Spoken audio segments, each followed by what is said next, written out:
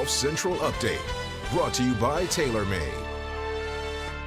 Billy joining us from his home in North Florida. And Billy, we talked off camera that you and your wife Brittany and your kids are doing well physically, but of course mentally, emotionally, we all had to make an adjustment.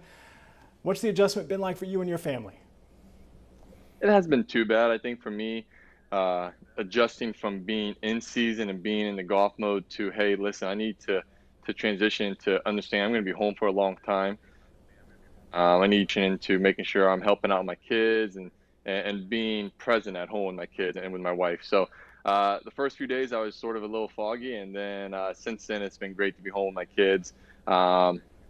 Just like anyone who's got kids under 5, or doesn't really matter what age, I guess, but we got 3 kids at 5 and under. The sanity level sort of wears as the day goes on. So my wife Brittany and I have a little competition of whose patience can last the longest, and I will say she wins more often than not. And you're also having fun with that killer mustache too that makes you look like the lead actor for a 70s cop show, but that's another time. Hope you keep it when you come back out on tour. Let's talk some golf though. This is Zurich Classic week. You won your very first PGA Tour event in New Orleans, the Zurich Classic in 2013, and then you won it 5 years later in a team competition with Scott Piercy. How would you describe or compare the gratification of winning it individually to winning it as a team member? Yeah, it's a little bit different. I think as a team, you never want to let your partner down. You always want to make sure you're playing to the level that you're capable of, and when you need to hit certain shots or make certain you're able to do that. So it's a little bit, I think, a little more nerve-wracking when you're playing for someone beyond yourself, as you know, when you have a partner. But it was fun to play with Scott Piercy. He's a really good friend of mine. I've known him since I've been out on tour since 2010. So it was nice to win with him.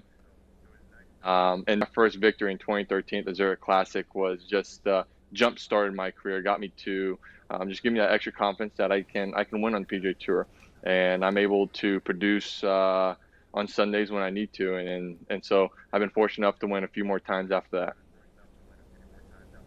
And including a FedEx Cup, and we're going to talk about that in a moment. But you're also a proud member of the 16 Player Advisory Council for the PGA Tour. So you're involved in the government of the PGA Tour. What are the conversations like with the tour, and have those conversations given you confidence that we indeed can resume PGA Tour play on June the 11th at Colonial?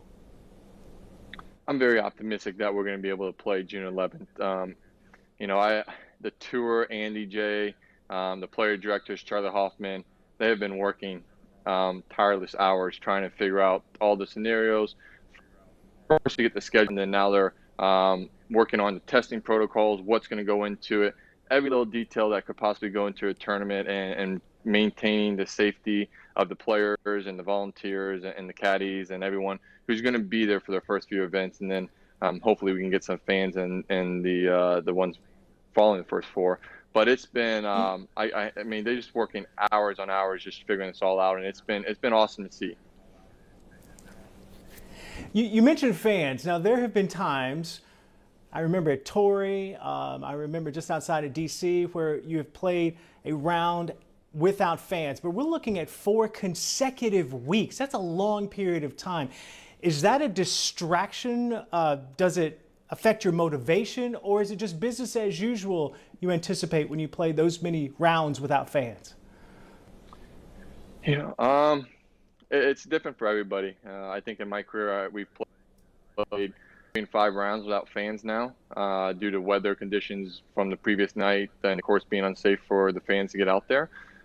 So we're used to it for 1 round, but to be able to do it for 4 rounds and 4 events, it's going to be a little strange, I think, the first couple, and then we'll get back into, you know, hey, this is the norm for the next couple, and hopefully it's not more than that, but it could possibly be. I think I saw Brooks Koepka talk maybe on Instagram Live. Somebody mentioned just that, you know, when you hit shots offline, you may not have fans be able to find your golf ball, so that may hurt some players a little bit. You know, and it's just energy level. I love having the fans there. I think every player on tour loves having fans there. We love playing in front of them. We love when we're doing well. They spur us on to continue going forward. We know if we hit a good shot, how good it is based off the fans' reactions, or how bad it is based off the fans' reactions. So it's just going to be a learning experience for us. And I think the bigger thing is not the fans for us, but how much the fans influence the tournament and the charity organizations. And the tournaments aren't going to be able to make money because of through concession stand sales and ticket sales and everything else. So still, even with having 4 events, still going to be charities and organizations that those tournaments support that aren't going to be getting the charity dollars that they're normally used to on a yearly basis. I know that's tough, and you've been helping out with charities in your own free time as well. I mentioned you being a FedEx Cup champion, so you're one of the handful of players that we could talk about in regards to what it takes to win a FedEx Cup. We've eliminated a lot of PGA Tour events for obvious reasons.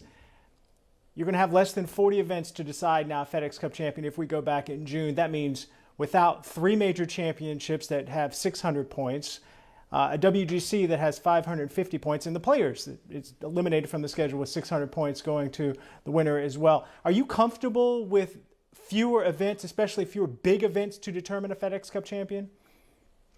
I am talking with the tour and understanding that when we get back to playing, if we are able to start in June, it's going to be we're going to most, I think, 70 or 75% of the tournaments that we are scheduled.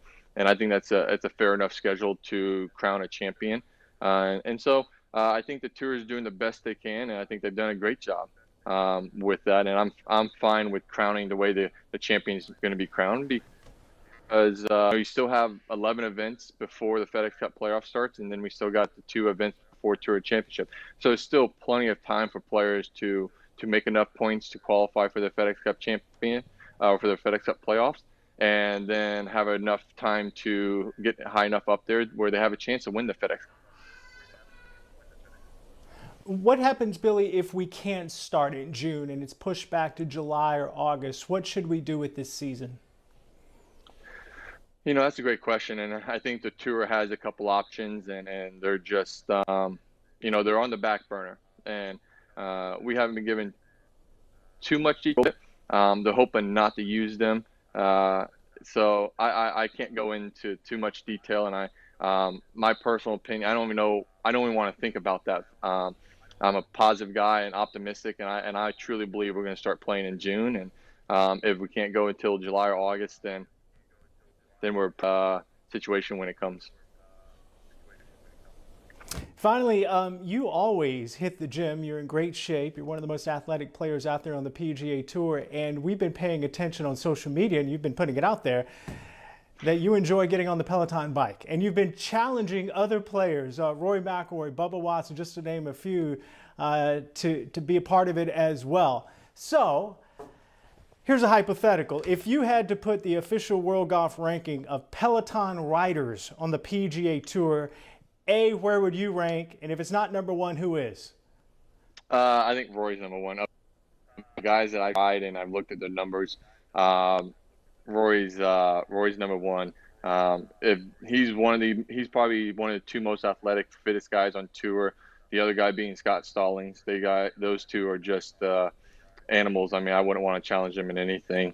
If I'm ranking myself, I'm top 10. I truly believe that. Like I said, there's a lot of guys that ride their bikes that don't have Peloton, so I don't know where I would stand with them. But just straight off who has a Peloton and looking at their numbers, I'm higher ranked on the Peloton than I am in my golf game. Well, maybe you could change that in a couple of months as we see you out there on the PGA Tour. We're sure hoping for that. Billy, we could talk about a lot of things, including your beloved Florida Gators and what they're going to do in the football season coming up. But we got to run, and we appreciate your time, and we hope to see you, like I mentioned, out on tour very, very soon. Appreciate it. There's my Gators right there for you, Todd. Golf Central Update, brought to you by TaylorMade.